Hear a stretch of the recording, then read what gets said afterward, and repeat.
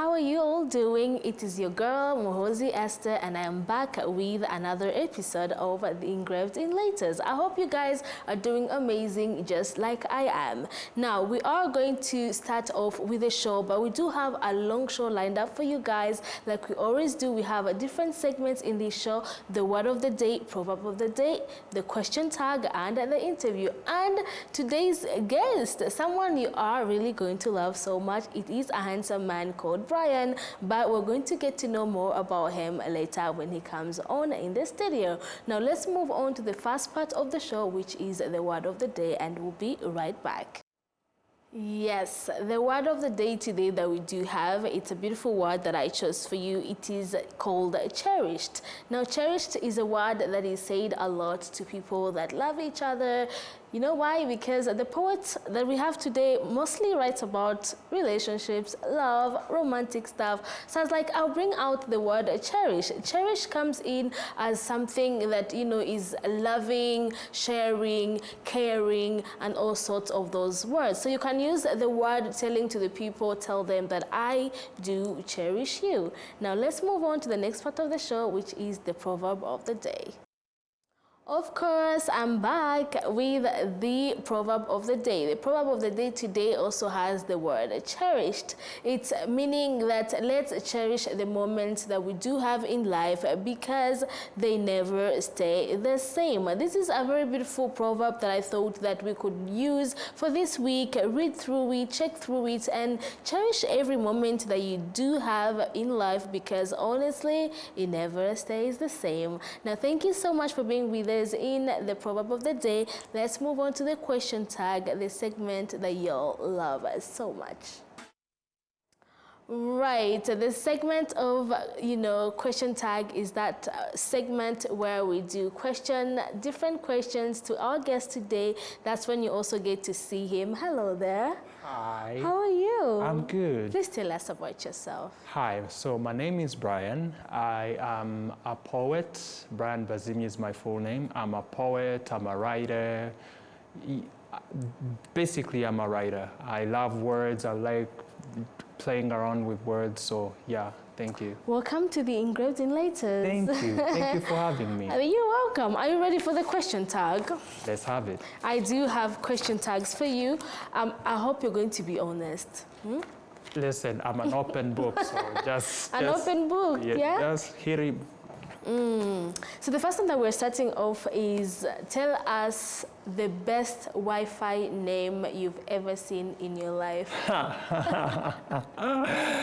Well, it was Kick Rocks. Kick Rocks? Yeah, I know it's kind of cliche, but Kick Rocks was really, it intrigued me because I was at the place and then the Wi-Fi was Kick Rocks. I was like, are you telling me to leave? So it's intriguing, but I love it. Yeah. Kick Rocks, not so bad, not so bad. The next one is, what memory of your childhood do you have that when you sit and look back at it, you're like, oh my goodness? Well, the best memory, I would say, stories with my late grandpa. Aww. We used to sit when he would come to visit us in Kigali. We sit in the evening and he just tells us stories. Maybe if you ask later, I'll dive deep in because I got the talent from him of writing. So nice. It's like, so my grandpa used to sit and just tell us stories, proverbs and all that. So yeah, it's a really like memory that has stuck with me. Aww. Yeah, thank you. Grandpa's boy. May he rest in peace. Thank you. May he rest in peace indeed. Now tell us, if you were to live forever, how do you see your life in that? Well, I would say I would live my life exploring if I was to stay forever, because out there it's a lot of things to explore. You know, when you're in one country, you don't like find yourself seeing the other world. But if I was to have it my way, I would explore and get to know different cultures, different countries. So yeah. You know, living forever means you'll never die. Yeah, exactly. So that means I have to explore and see different sides of life. So, Yeah, probably go in every part of the world. I mean, I would travel like no man's business. So yeah. No man's business. The next one is, if you were to have any type of superpower, what would it be and why? Read people's minds. Because I feel like... No, Brian. Yes, yes. What? Yeah. Okay. So let me tell you why. Because reading people's minds makes you understand where you are at in society with people. Because people moving, you don't know who is who. So if I can read your mind, I was like, oh, okay. I'll keep my 2 steps back and, you know, or if it's good, you're like, okay, way forward. Let's do it. So reading people's mind, I feel like it's such a beautiful superpower.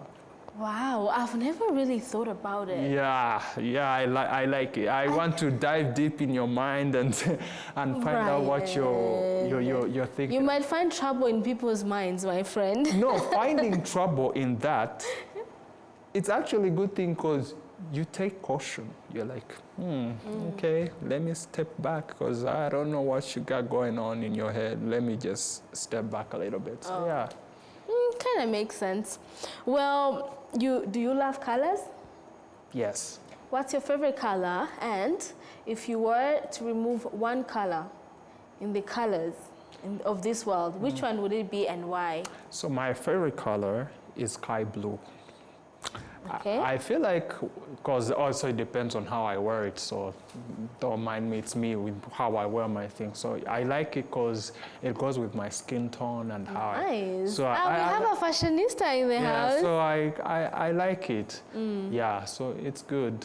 And one color to remove. I know people are going to hate me, but pink. Pink? Yeah. Brian! Pink. Okay, for the ladies, hey, don't hate on me, but... Why pink? I feel like it's cliche. I'm sorry to say it. Oh my goodness. Okay, here's the thing. Yeah. Pink, it's like it's a written rule that it's for the ladies. But I feel like it makes ladies not explore colors. So I'm like, what if we remove it?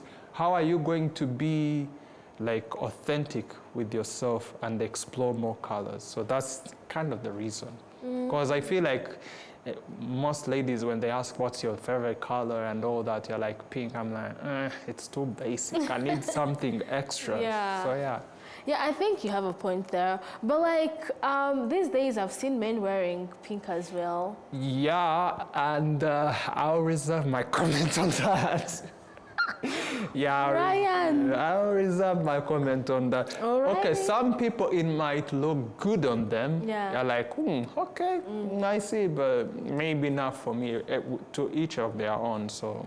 But do you know this musician called Pink, who is a man? Yes. Don't you think he looks good in those pink suits? Yeah, he does. Like I said, to each of their own. Everyone has, like I said, depending on skin tone. I hear you. I don't know, what color would I remove? I think I'd remove gray. Gray? It doesn't make sense to me. What is gray? I mean, for the guys, gray, some people like wear gray out and you're like, damn, okay, sir, you've worn. So gray, for the guys, I don't think you would remove it because one may not fit with it, the other would, so yeah. I see.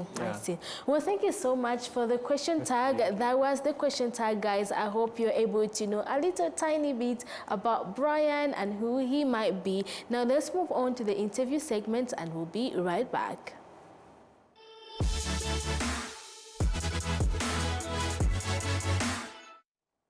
Yes, we just told you that, you know, we have a man that you've already seen by names of Brian. Brian, what's your other name? Bazimya. Bazimya? What does that mean? Well, it means like brave in a way, but also it's a name from my clan. I'm the clan called the Bajesera, so I'm a Bajesera. So I hope you will not leave here without saying goodbye. We know. I know how you all get with our clan, but yeah, I'm just I was given it to me by my late grandpa.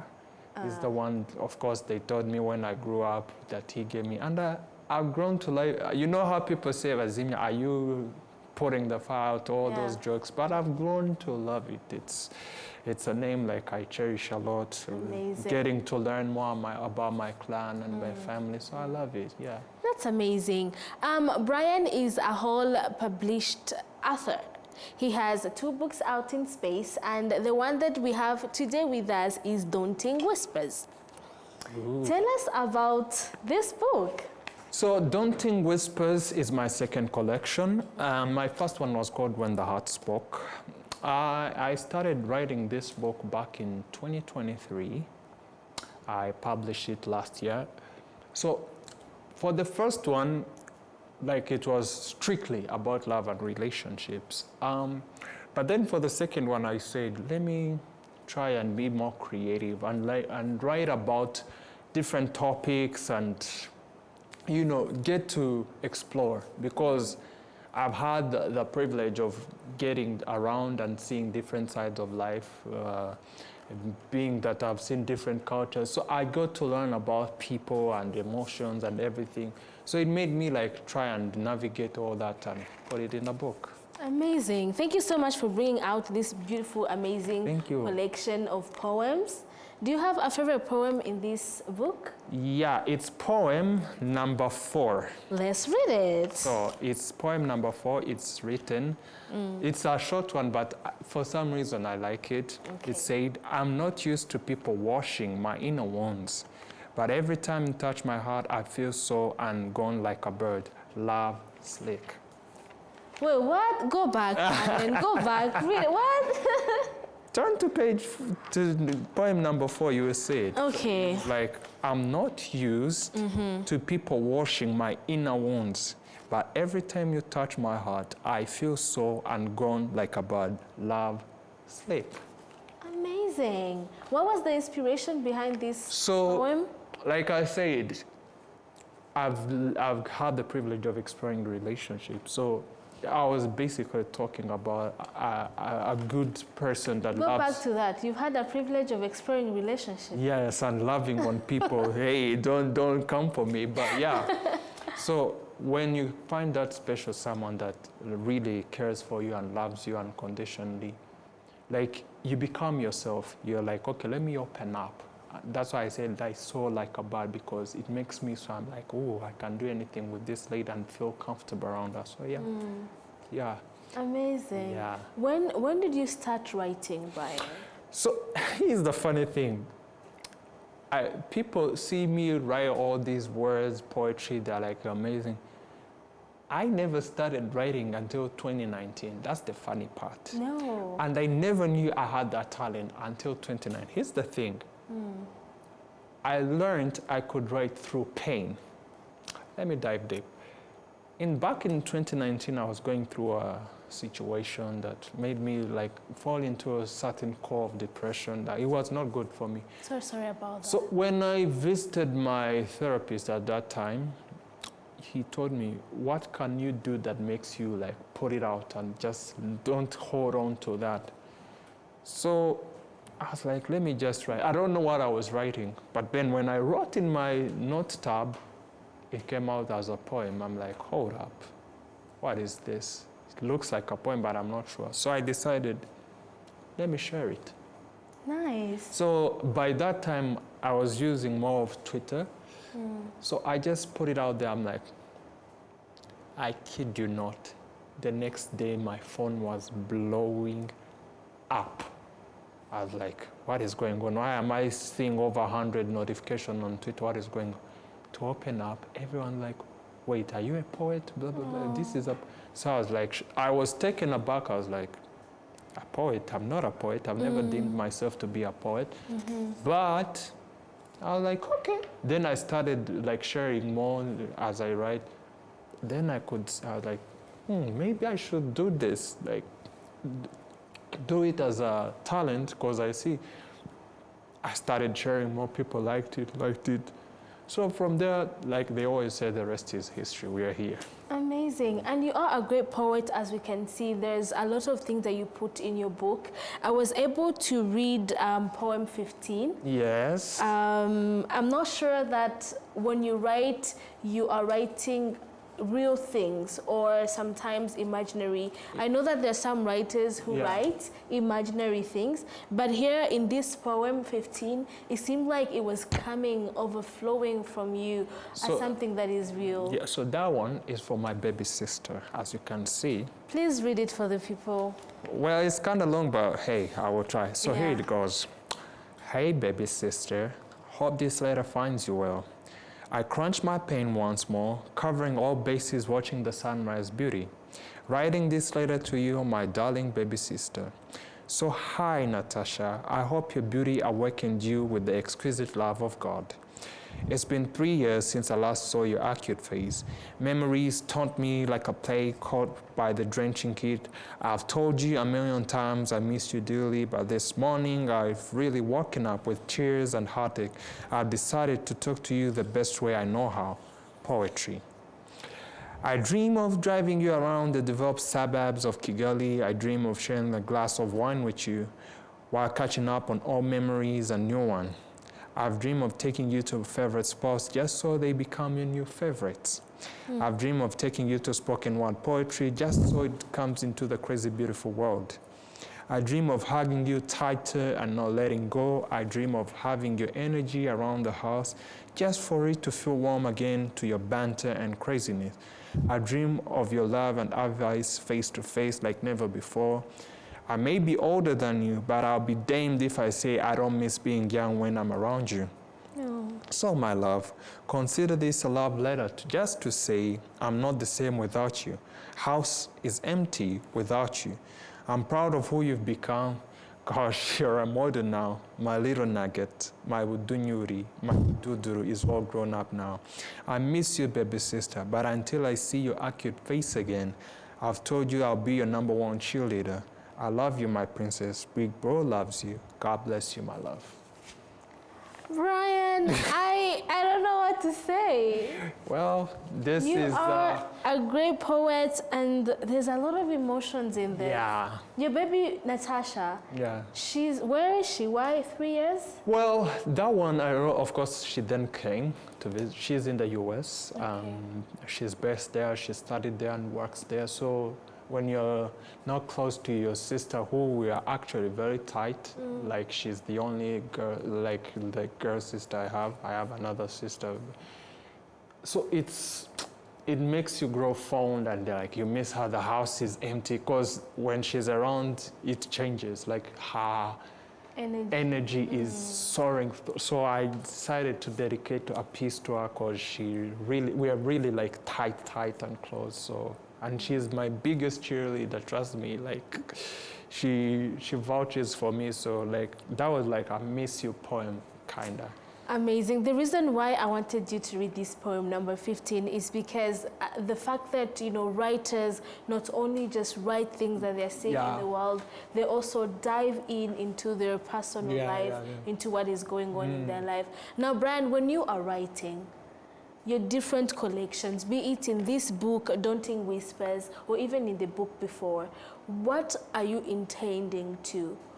First of all, I want people to relate.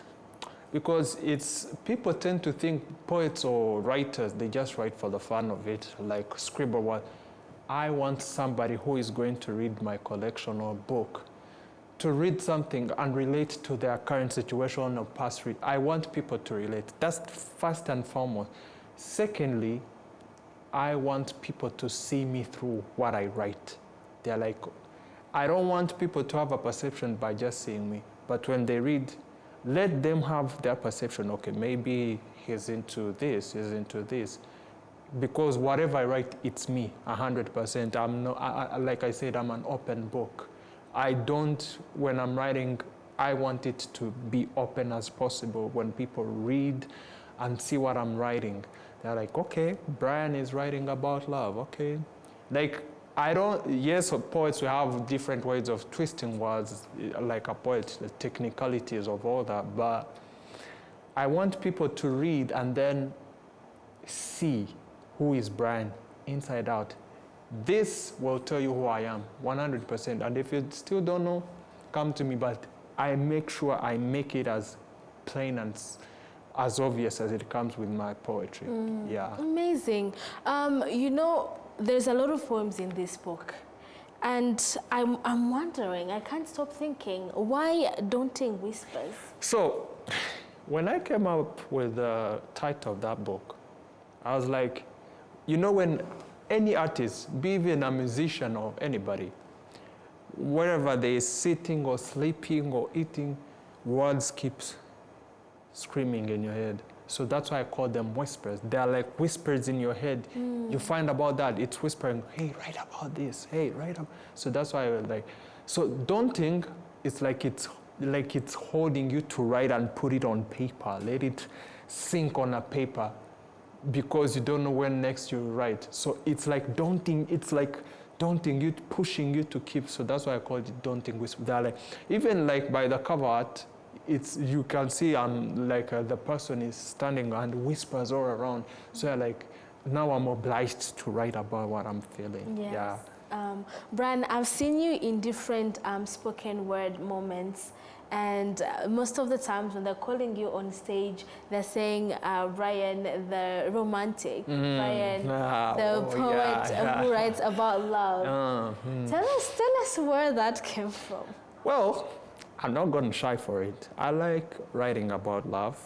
Like, who doesn't need love in this life? Like, so me writing about love, I dive into the whole stages of love. I don't want it to just be romantic. What's the negative side of love? Is it toxic? Is it bad?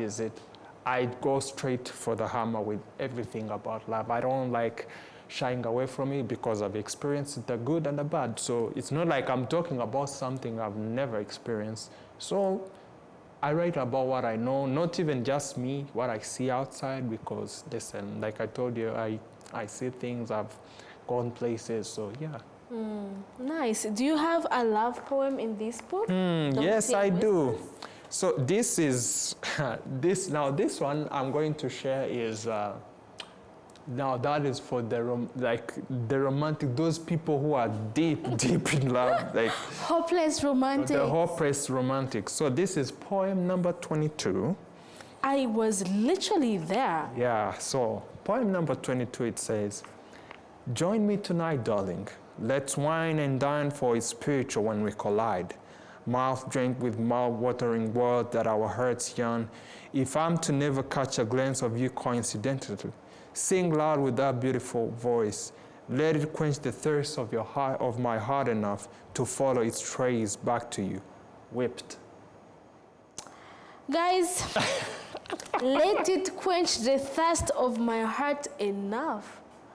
Brian, okay, I'm not going to ask if you have a girlfriend because clearly these things. Why aren't you going to ask? Like I said, I'm an open book. Feel free to tell us.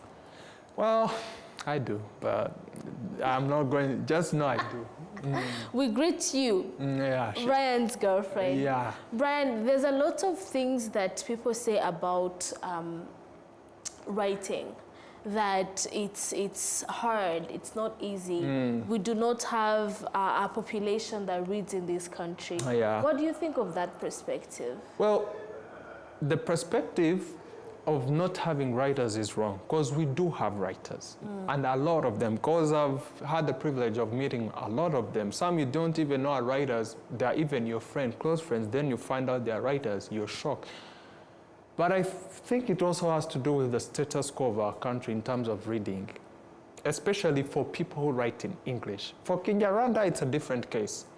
But for English, it's very hard, because one, put aside the fact that Rwandese, let's be real, they don't read.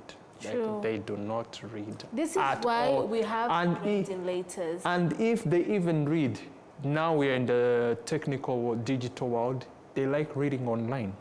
So people getting like a book or a paper to read. That's why even newspapers out there, don't sell anymore because people no longer go to buy a newspaper. They're like, I have VGA, I have New Times Online, I can read. I have RBA. I have RBA, so it's kind of hard for the authors to write.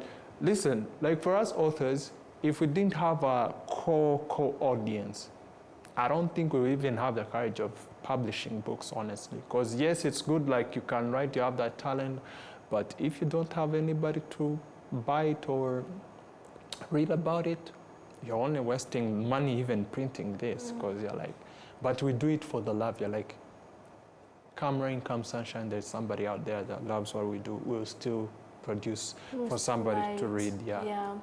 Poetry is sometimes considered as a form of therapy to many people, be it the ones that read or be it the ones that write. You kind of mentioned a little bit about, you know, the first time you actually realized that you are a poet. Yes. Tell us a little bit deeper about that. So, I feel like for terms of mental health and depression, it's still a topic that is iffy around our people. It's still like, it's like you're playing with fire, kinda. Like you don't want to get burnt. But it's serious out there. People out there are suffering mentally. So me, I also faced that. I faced chronic depression. Like it was hard for me. Like Oh, sorry. I almost. Now? Yeah, I'm good right now. Amazing. Like I've had help. I'm in a good space. Amazing. So it reached a point I almost did commit suicide. I don't shy away from it. It almost happened. But that's we would have lost a good writer. That's why I say, thanks to poetry, listen, I don't care what people say, poetry saves. It saved me. Not even the doctors or could do anything. It's writing that saved me. I always love talking about it because that's why I love poetry so much and writing, because it's like my redeemer. It redeemed me, it made me who I am. If I don't have poetry, listen, there's no Brian without poetry. Let's be real. Whoever you see now, it's because of this. Like it saved me from a lot of things. When I feel like I have to crash out, I write, and then I sleep maybe. Just if I feel like something is, I go in my room, close, write, listen maybe to music, sleep off. That's it. That's amazing. Because it's more therapy than whatever doctor could have given me. I don't shy away from it. Yes, do I still have my moments? Yes, I'm a human being, but this, I'm forever in love with it because it made me. It shaped me actually. So yeah.